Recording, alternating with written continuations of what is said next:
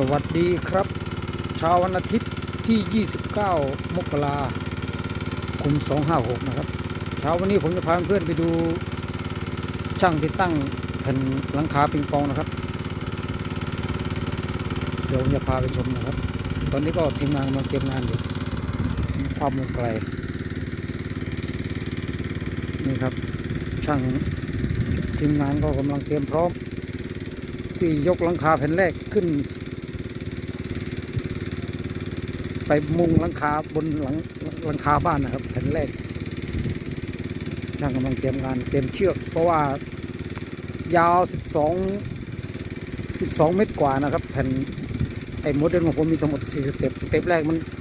ยาว12 เมตร 50ประมาณนี้แหละครับช่างต้องใช้คนเยอะหน่อยวันนี้ว่าลมแรงวันนี้ลมแรงครับนาก็อยู่กลางชายทุ่งชายหมู่บ้านข้างหมู่บ้านแต่กลางทุ่งนาเลยครับตอนนี้เลยใช้คนงานเยอะกลัวลมนะครับกลัวลมเดี๋ยวพอคนงานขึ้นเดี๋ยวผมจะพาไปอยู่ดูใกล้ๆนะครับลมแรงเป็นหวัดโอ้พี่น้องเอ้ย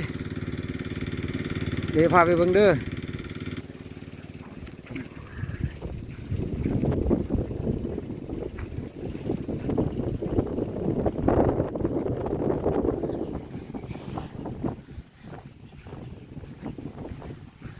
ลมแรงครับวันนี้พี่น้องเลยใบหญ้าใบไม้นี่ครับหลังคาคงยาก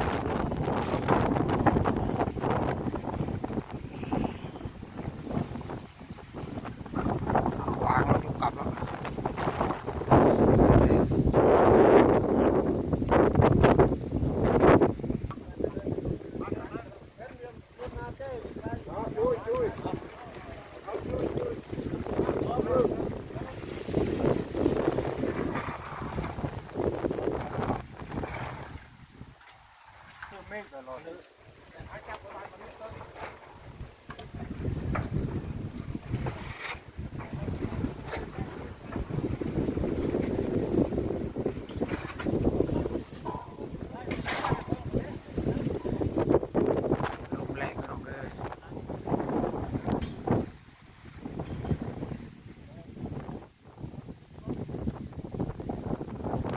บขึ้นยาก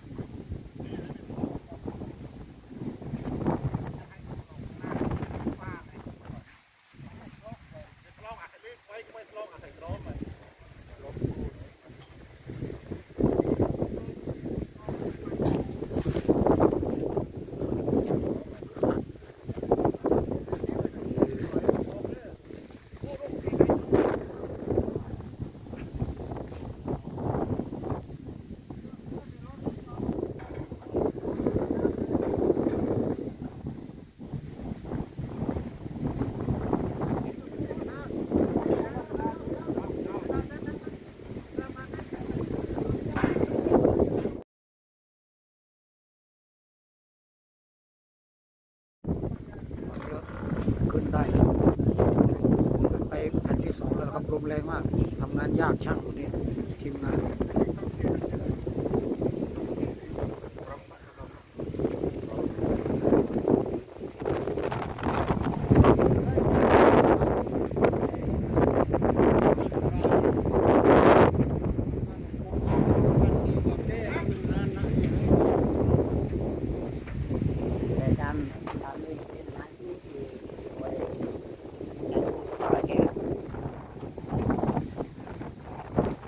รับน้ำหนัก4 เมตรรับ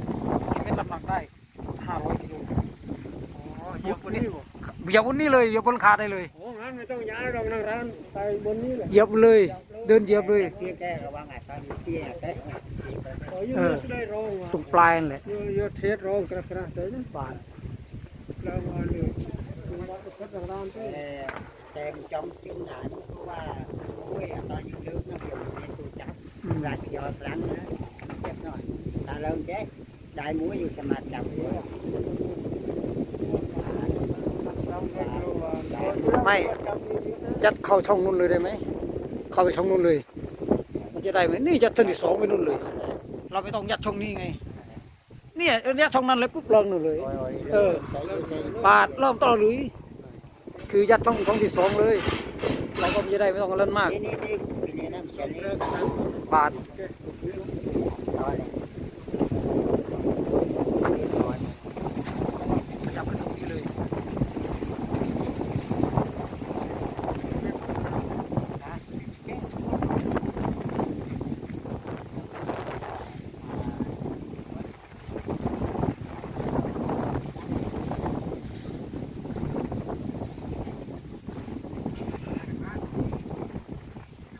อันที่สองแล้วครับพี่น้อง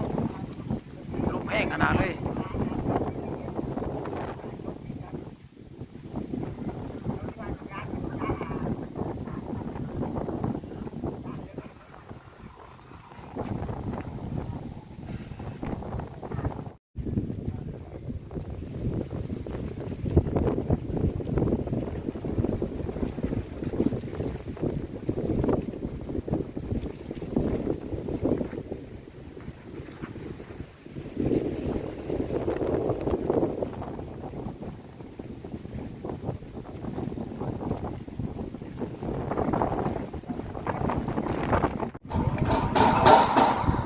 อู้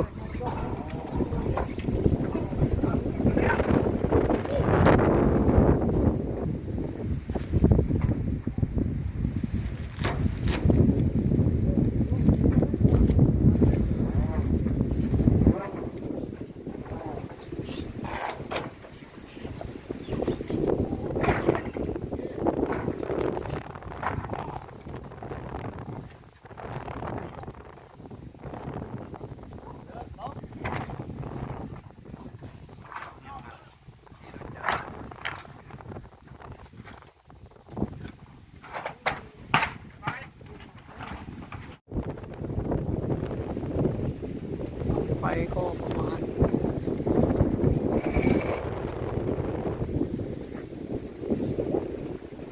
ไป7 แผ่นแล้วครับไป7 แผ่นแล้ว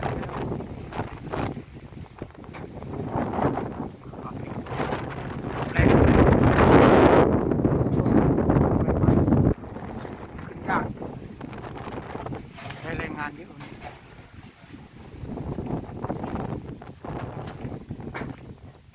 ต้องเอาตัวสิ่งของก่อนครับต้องตาม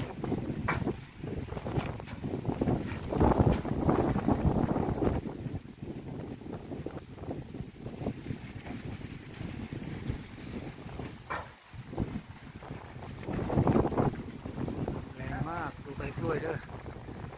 วันนี้ลมแรงเดิ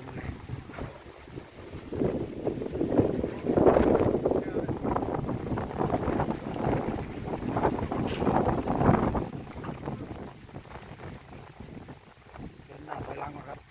กันยาว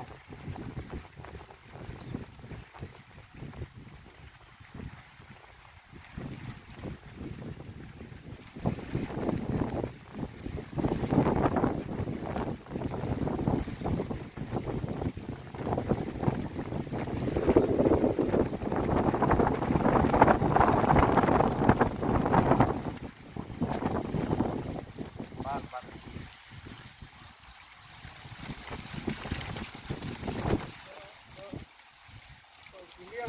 ต้องไอ้เนี่ยกรอบกระนะเนี่ยลืมรอบเนี่ยกรอบพี่รอบ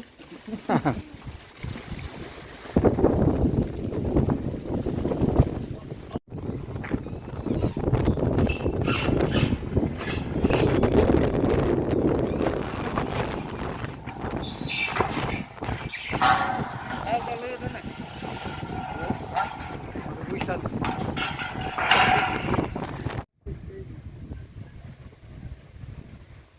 บ้าน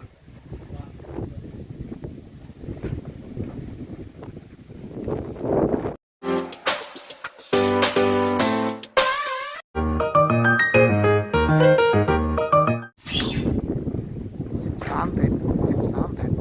เสร็จแล้วครับ13 แผ่นนะครับยาวก็13 เมตรนะครับ13 เมตร 50นะครับนี่เหลือต่อไปก็จะยิงที่เป็นตามรอยเนี่ยครับเราจะเก็บเป็นแผ่นเดียวกันครับ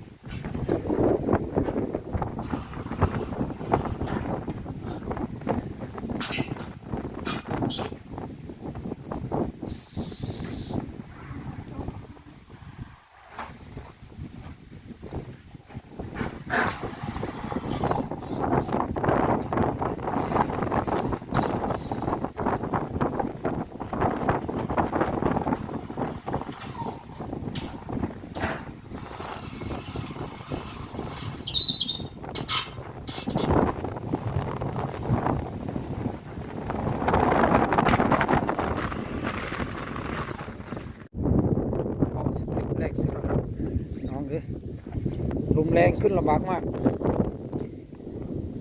นี่คงเดินแยกตรงกลางเลยเพราะว่าความกว้าง3 เมตรขึ้นเลยครับความยาว4 เมตรสเต็ปแรก